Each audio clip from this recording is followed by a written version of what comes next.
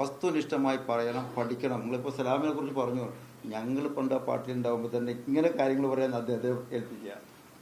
ഒരു ലക്കും ലക്കാനില്ല, അത് അടിച്ചു വിട്ടോളൂ. അതിന് പണ്ടേ ഏൽപ്പിക്കൽ അദ്ദേഹത്തെയാണ്. ഈ 21-ന് വീണ്ടും കോടതിയിൽ കേസ് വരികയാണ്. 16-ന് അഫിഡവിറ്റ് കൊടുത്ത് 20-ന് ശേഷം കോടതി വീണ്ടും പരിഗണിക്കുന്നതാണ്. 19 അല്ലേ? നമ്മുടെ ഒരു എന്താണ്, നമ്മളൊന്നുമില്ല. നമ്മൾ കോടതി എന്താ തീരുമാനിച്ചോട്ടെ. നമുക്ക് ചോദിച്ചതിന് കോടതി ചോദിച്ചതിന് നമ്മൾ ഉത്തരം കൊടുക്കും. ബാക്കിയെല്ലാം കോടതി കിടക്കുന്ന കാര്യമാണ്. ഒരവകാശവാദവും നമ്മൾ ഈ കാര്യത്തിലൊന്നും പറയില്ല. പക്ഷെ നിയമമുണ്ട്. ഏത് കോടതിക്കും ഏത് വഖഫ് സംബന്ധമായിട്ടൊരു ആക്ട് ഉണ്ട്. 2025 അമെൻമെന്റ് ആക്ട് ഉണ്ട്. ഈ അമെൻമെന്റ് ആക്ടിൽ പറഞ്ഞ കാര്യങ്ങളനുസരിച്ചാണ് കോടതി വിധി കൊടുക്കുക. കോടതി അതിനെ വ്യാഖ്യാനിക്കാനേ പറ്റൂ. ഇല്ലാത്ത നിയമം ഉണ്ടാക്കാൻ കോടതികൾ ഉണ്ടാക്കില്ലല്ലോ. അതുകൊണ്ട് കോടതിയിൽ വിശ്വാസമുണ്ട്. അതല്ലേ സുപ്രീം കോടതി ഇതിന് മീതെ ഹൈക്കോടതിയെ തെറ്റിദ്ധരിപ്പിച്ച് അവർ ഒരു അഡ്മിനിസ്ട്രേറ്ററെ വെച്ചു. ആ അഡ്മിനിസ്ട്രേറ്റീവ് ഓഫീസറെ കാലുകുത്താൻ അനുവദിച്ചില്ലല്ലോ. അതിനു മുമ്പ് എടുത്ത് വലിച്ചറിയില്ലേ സുപ്രീം കോടതി. അത് ആക്ടിലില്ലാത്തതുകൊണ്ടാണ്.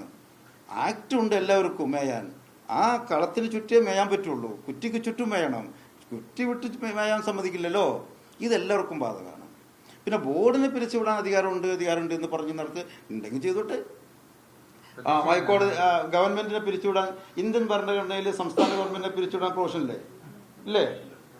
അതിൽ എല്ലാ സംസ്ഥാന ഗവൺമെന്റിനെ പിരിച്ചുവിടുന്ന നടക്കണ്ടോ? നമ്മൾ പ്രതീക്ഷിക്കുന്നില്ല. ഈ വിവരക്കേട് എന്ന് പറഞ്ഞ ഒരു പ്രശ്നമാണ്. അതുള്ളവർ എന്തും ചെയ്യും. വിവരക്കേടുള്ളവർ എന്തും ചെയ്യുമല്ലോ. പിന്നീട് വെറുതെ അനുഭവിക്കുകയും ചെയ്യേണ്ടി വരും. അല്ല, അത് പിന്നെ പറയേണ്ടതില്ലല്ലോ. അതൊക്കെ ഒന്നും ഒരു ഉത്തരം കൊടുക്കേണ്ട കാര്യമേ അല്ല. അത് ചോദ്യ വിഷയമല്ല. അല്ല, നിയമപരമായി ജനങ്ങളുടെ മുന്നിൽ ജനങ്ങളോട് പറയേണ്ടി വരില്ല എന്തിനു വേണ്ടി ചെയ്തു എന്നുള്ളത്, ആർക്ക് വേണ്ടി ചെയ്തു. സുപ്രീം കോടതി വിധി വരികയാണ്, പുതിയ ഒരു പുനഃസംഘടിപ്പിക്കണമെന്നൊരു ആവശ്യം വന്ന് സ്വാഭാവികമായി നിയമപരമായിട്ട് അവിടെ ഇതായില്ലേ?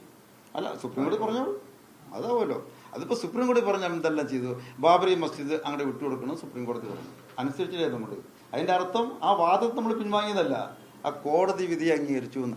ആ കോടതി പറഞ്ഞ കാര്യം ശരിയെന്നുമല്ല, ശരിയല്ലെന്ന അഭിപ്രായമുണ്ട്. പക്ഷേ ഇന്ത്യയിലെ ഒരു പൗരൻ എന്ന നിലക്ക് വ്യവസ്ഥാപിത മാർഗങ്ങളോട് വിധേയപ്പെട്ട് നിൽക്കൽ ബാധ്യതയാണ്.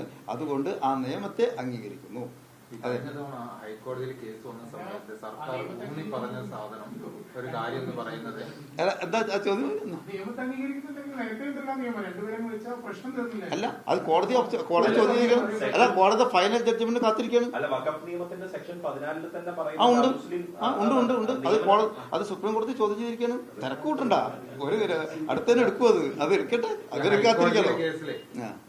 സർക്കാർ തുടർച്ചയായി ആവർത്തിച്ച് പറഞ്ഞിരുന്ന കാര്യം റീകോൺസ്റ്റിറ്റ്യൂഷൻ ഓഫ് വഖഫ് എക്സിസ്റ്റിംഗ് വഖഫ് ബോഡീസ് നോട്ട് ലീഗൽ എന്നായിരുന്നു. അതായത് അംഗങ്ങൾ നിയമിച്ചാല് പ്രശ്നങ്ങളുണ്ട്. അപ്പൊ കോടതി പറഞ്ഞത് അങ്ങനെയാണെങ്കിൽ സർക്കാരിന് വേണമെങ്കിൽ റീകോൺസ്റ്റിറ്റ്യൂട്ട് ചെയ്യാം, ഞങ്ങൾ അതിൽ ഇടപെടുന്നില്ല. അങ്ങനെയല്ല പറഞ്ഞു. ഇടപെടുന്നില്ല എന്ന് പറഞ്ഞത്. അങ്ങനെയല്ല പറഞ്ഞത്, ഷഫിൾ ചെയ്യാന്ന്. അപ്പൊ ഇവര് റീകോൺസ്റ്റിറ്റ്യൂഷൻ വേണമെന്ന് പറഞ്ഞു. കോടതി വീണ്ടും ആവർത്തിച്ച് പറഞ്ഞ് ഷഫിൾ ചെയ്യാന്ന്. നിങ്ങൾ രണ്ടുപേരെ വെക്കാമെന്ന് കോടതി സമ്മതിച്ചതല്ലേ? 2 നോൺ മുസ്ലിങ്ങളെ വെക്കാമെന്ന് നിങ്ങൾ കോടതി സമ്മതിച്ചല്ലേ? അവരെ പോസ്റ്റ് ചെയ്തിട്ട് നിങ്ങൾ ഷഫിൾ ചെയ്തോളൂ.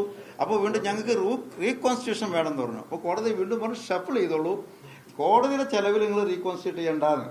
നിങ്ങളുടെ ഇഷ്ടത്തിന് നിങ്ങൾ എന്തെങ്കിലും ചെയ്തോളൂ. ഒരാൾ പറയണെങ്കിലേ നമ്മൾ തമാശയിൽ പറയല്ലേ, നീ വേണമെങ്കിൽ പോയി ചത്തോരെ എന്റെ മണ്ടക്ക് കയറണ്ടെന്ന് പറയല്ലോ, എന്നതുപോലെ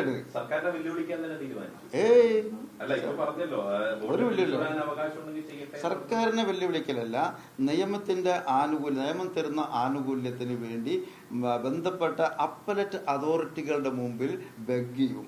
അതാണ്.